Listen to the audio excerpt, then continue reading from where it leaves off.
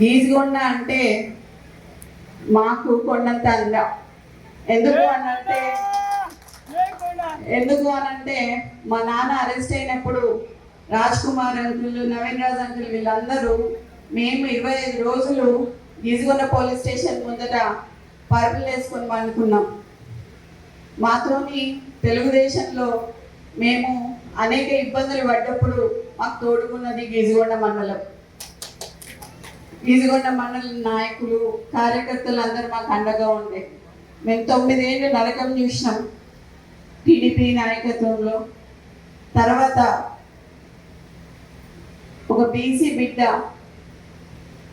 ఒక పటవారీ వ్యవస్థని తన ఇంటి నుంచే నిర్మూలించాలని చెప్పి మొదట వాళ్ళ ఇంటి నుంచే వాళ్ళ నాన్న ఒప్పించి పటేల్ పటవారీ వ్యవస్థని తీసేసి ఆయన పేరులో పటేల్ని తీసేసి ఈరోజు రాజకీయం స్టార్ట్ చేసిన కొండా మురళి సామాన్య కార్యకర్తగా స్టార్ట్ చేసిండు. అట్లాంటి కొండా మురళి ఇవాళ కేఎం కింగ్ మేకర్.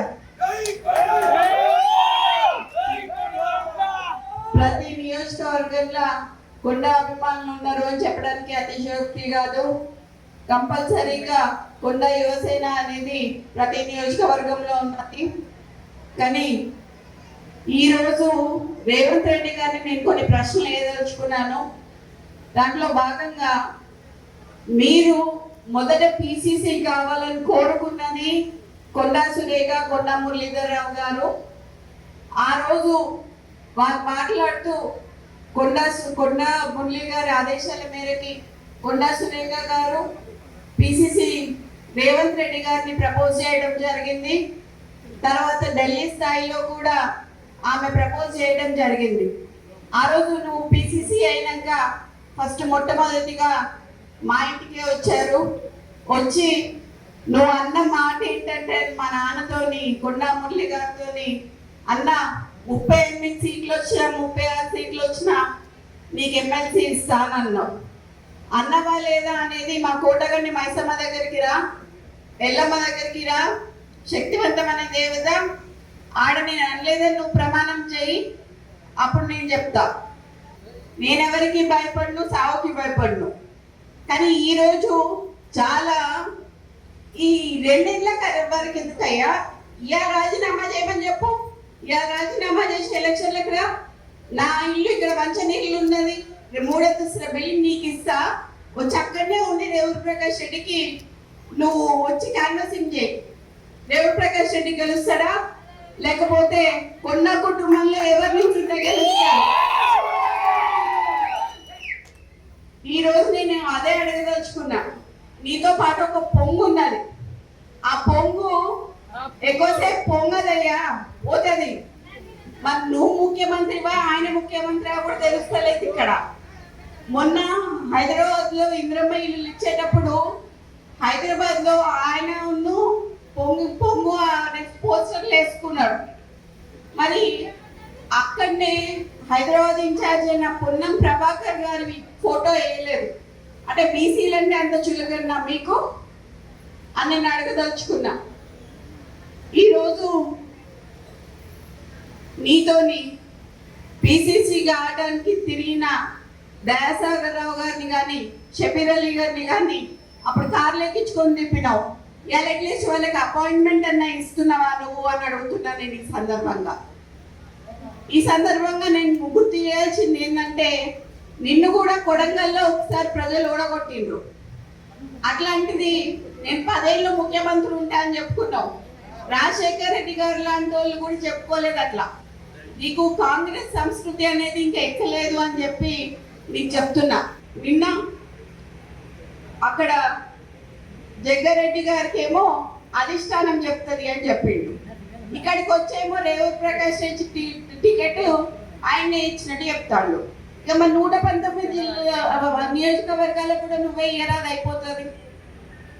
ఏదైనా కాంగ్రెస్ లా గుర్తుపెట్టుకో, రేవంత్ రెడ్డి అధిష్టానం నిర్ణయిస్తుంది తప్పితే ఇక్కడ సీల్డ్ కవర్ సీఎం ఉంటారు తప్పితే సీఎం అనేది కుర్చీని కాపాడుకోవాలని అంటే కొంచెం నిబద్ధతలు ఉండాలి. ఎవరినైనా కార్యకర్తలని లీడర్లని కాపాడుకోవాలి. కొండమురళి లాంటి లీడర్ని కాపాడుకోకుండా ఈ రోజులు చాలా పెద్ద తప్పు చేస్తున్నావు అని చెప్పి నేను చెప్తున్నాను నీకు. ఈరోజు మంత్రులకి ఇప్పుడు మా దగ్గరికే చాలా మంది బీసీ ఎమ్మెల్యేలు వచ్చినారు, మీరు అపాయింట్మెంట్ ఇవ్వట్లేదు అని చెప్పి. కొత్త ఎమ్మెల్యేలకి రిప్రజెంటేషన్స్ ఎక్కడ ఇవ్వాలో కూడా తెలియట్లేదు. మంత్రులు ఏమైనా సంతకాలు అవుతున్నాయి అంటే అవి అవ్వట్లేదు. మీరు ఏం చేస్తున్నారు? సరే, ఇప్పుడు వేమ నరేందర్ రెడ్డికి సలహాదారుడిగా మీరు ఇచ్చారు కదా. నేను అడగదలుచుకున్నది ఒకటే ఏంటంటే, మరి 3 ఏళ్లలో వేమ నరేందర్ రెడ్డి ఏం సలహా ఇచ్చిండు నీకు? నువ్వు ఏం సలహా పాటించి ఏం చేసినావు ప్రజలకు చెప్పాలి. నువ్వు ఆయన ఇచ్చిన సలహా ఏంటిది? నీ తమ్ముడు ఒక షెల్ కంపెనీ పెడితే 200 కోట్ల ఆస్తి ఉన్న ల్యాండ్, గవర్నమెంట్ ల్యాండ్ నువ్వు దానదత్తం చేసావు నీ తమ్ముడికి. ఇట్లా నీ తమ్ముళ్ళు నువ్వు రాష్ట్రం మీద పడి తింటాం తప్పితే ఇంకేం చేయలేదు. అట్లాంటిది నా ఇలాకాకు వచ్చి, కొండ ఇలాకాకు వచ్చి రేవూర్ ప్రకాష్ రెడ్డిని మళ్ళీ గెలిపించమని చెప్పడంలో నీ ఆంతర్యం ఏంటిది అని అడుగుతున్నా నేను ఇవాళ. ఎందుకు మాతో పెట్టుకుంటున్నావు? ఎందుకు మమ్మల్ని ఇట్లా చేస్తున్నావు? మేము కాపతనోళ్ళమమ్మా, మాకు వ్యవసాయం వచ్చి కానీ ఊడిగం చేయటం రాదు. మేము పద్మశాలోళ్ళం, మాకు నేత నేయటం వచ్చి తప్పితే ఊడిగం చేయటం రాదు. మీలాగా బ్రోకరిజం చేసి ఇవన్నీ చేసుకుంటే మీ చుట్టూ తిరుగుతున్న వాళ్ళు ఎవరైతే ఉన్నారో తప్పుడు సంకేతాలు పోతున్నాయి అని చెప్పి చెప్తున్నా మీకు. ఈరోజు నాకు ఏఐసిసి అన్నా, ఢిల్లీ అన్నా, అధిష్టానం అన్నా, రాహుల్ గాంధీ గారన్నా, సోనియా గాంధీ గారన్నా, ప్రియాంక గాంధీ గారన్నా గౌరవం ఉంది.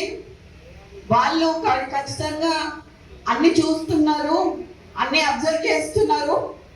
అది మీరు చూసుకోవాలి. మరి ఎందుకు అని అంటే నెక్స్ట్ టైంకి మరి మీరు ఉండాలా, ఉండద్దా, ఓడిపోతారా అనేది కూడా కొంచెం సందిగ్ధంలో ఉండాలి. మరి మీరు ఎందుకు అని అంటే మీరు అట్లా ప్రవర్తిస్తున్నారు ఒక్కళ్ళ దగ్గర.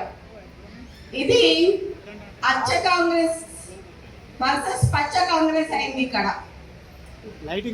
మొత్తం పచ్చ కాంగ్రెస్ మాత్రమే నడుస్తున్నది. ఇక్కడ అచ్చ కాంగ్రెస్ ఏది నడవట్లేదు.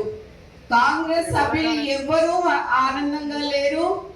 దాంట్లో ఉత్తమ్ కుమార్ రెడ్డి అంకుల్, మేము యాక్చువల్లీ అసలు ఆయన పేరు చెప్పాల్సింది ఉండే మాకు చేసిన సహాయానికి, కానీ సరే ఈయన చేస్తాడు అని చెప్పి ఈయన పేరు చెప్పడం జరిగింది.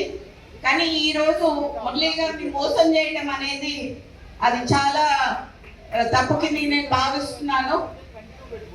ఈరోజు నేను అందరి సమక్షంలో చెప్తున్నాను, అయ్యా రేవంత్ రెడ్డి, నువ్వు కానీ, రేవూర్ ప్రకాష్ రెడ్డి కానీ, వాళ్ళ తాత కానీ, వాళ్ళ అయ్య కానీ, ఎవరైనా కానీ, నేనే ఇక్కడ ఎమ్మెల్యేని, ఖచ్చితంగా నేనే నిల్చుంటా, నేనే గెలుస్తా. అర్థమైందా? ఈ సందర్భంగా నేను మీకు ఇక్కడ నుంచే చెప్తున్నా, నువ్వు ఇప్పుడు రాజీనామా చేయమని చెప్పు. ఇప్పుడు ఇద్దరం నిల్చుందాము, ఎవరు గెలుస్తారో చూద్దాము. నువ్వు వచ్చి క్యాన్వాసింగ్ చేయి, నువ్వు వచ్చి క్యాన్వాసింగ్ చేయి రేవూర్ ప్రకాష్ రెడ్డికి. నేను ఇండిపెండెంట్ అయినా నిల్చుంటా. ఒకవేళ కాంగ్రెస్ పార్టీ టికెట్ ఇవ్వకపోతే ఎట్లయినా కూడా నేను గెలుస్తా అని చెప్తున్నా. ఈసారి పర్గాల ఎమ్మెల్యేగా నేను పోటీ చేస్తానని ఈ సందర్భంగా ఈ స్టేజ్ మీద నుంచి నేను మీకు అందరికీ చెప్తున్నా. ఇది గతంలో చెప్పినా, కానీ ఇవాళ నేను ఎందుకు చెప్తున్నా అంటే 2 ఏళ్ల గారిని గెలిపేయమని చెప్పి అసందర్భంగా మాట్లాడిండు కాబట్టి, అనవసరంగా నన్ను రెచ్చగొట్టిండు కాబట్టి నేను ఇవాళ రావాల్సి వచ్చింది, ఇంత మాట్లాడాల్సి వచ్చింది. నీ ఇంకా బయటికి తీయాల్సిన చాలా ఉంటాయి. నువ్వు ఇంటెలిజెన్స్ రిపోర్ట్స్ తెప్పించుకొని ఇవాళ అందరు మా లీడర్లు అందరు ఇళ్ళ దగ్గర పోలీసు వాళ్ళని పెట్టావు. నువ్వు ఇంటెలిజెన్స్ రిపోర్ట్ తెప్పించుకొని ఎందుకంత భయం నీకు? నువ్వు మాట్లాడింది తప్పని నీకు కూడా తెలుసు కాబట్టి. కొండా మురళి మంచోడు కాబట్టి ఇప్పటి వరకు బయట మాట్లాడలేదు. కొండా సురేఖ మంచిది కాబట్టి మాట్లాడలేదు. చిత్తగట్ల కాదు, ఏదున్నా చెప్పేస్తుంది కాబట్టి నేను చెప్పిన ఇవాళ మా నాన్న, మా అమ్మ, బాబాలు వేరుండొచ్చు, నా బాబాలు వేరుండొచ్చు, కానీ అందరం కలిపి ఒకటే తాటి కిందికి వచ్చేది ఎక్కడ అంటే ప్రజాసేవ దగ్గర. ప్రజలకు సేవ చేసుకోవాలనేది మా ముగ్గురులో ఉంది కాబట్టి, ఆ రక్తం నాలోనూ ప్రవహిస్తుంది కాబట్టి ఈసారి ఎమ్మెల్యేగా గెలిచి ఇప్పుడు కాదు ఇంకొక 20 ఏళ్ళు నేనే ఎమ్మెల్యేగా ఉంటా అని చెప్పి చెప్తున్నాను.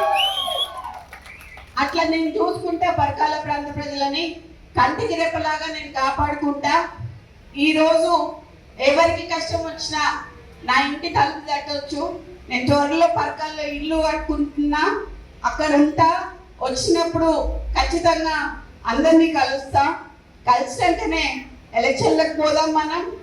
ఈ లోపల మరి ఆయనకి కొంచెం ఆరోగ్యం బాగాలేదు కదా, మరి ఎట్లుంటుందో చూద్దాం. మరి అప్పటి వరకు ఎలక్షన్ వరకు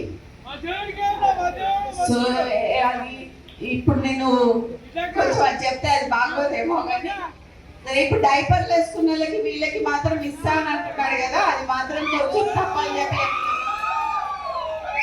ఆయన ఇప్పటికే నడవలేకపోతున్నాడు, తిరగలేకపోతున్నాడు. ఈరోజు మీ తమ్ముందు ఒక 200 కోట్లది ఒకటే చెప్పిన, ఒకవేళ ఎవరైనా నాకు కౌంటర్ ఇచ్చిందనుకోండి మిగతా కూడా బయటికి తీయాల్సి వస్తుంది. సో ఎవరు కౌంటర్ ఇచ్చినా బయటికి తీసి సీతా దయాకర్ గారికి కూడా పదవి ఇచ్చినావు నువ్వు. సీతా దయాకర్ గారు ఏం చేసిండ్రే పార్టీకి? అసలు ఎక్కడ పార్టీ ఆమె ఎక్కడి నుంచి వచ్చింది? ఆమెకు చైర్మన్ పోస్ట్ ఇచ్చినావు నువ్వు. కొండాపల్లికి ఎందుకు ఇయ్యలేదు అని అడుగుతాను నేను. మీరందరూ అడగాలి. నేను చెప్పాలనుకున్నది చెప్పిన దీనికి కౌంటర్ ఇస్తే మాత్రం నేను ప్రెస్ క్లబ్లో కూర్చొని ప్రెస్ నోట్ రిలీజ్ చేసి మొత్తం ఉన్నాయన్నీ బయట పెట్టాల్సి వస్తుంది.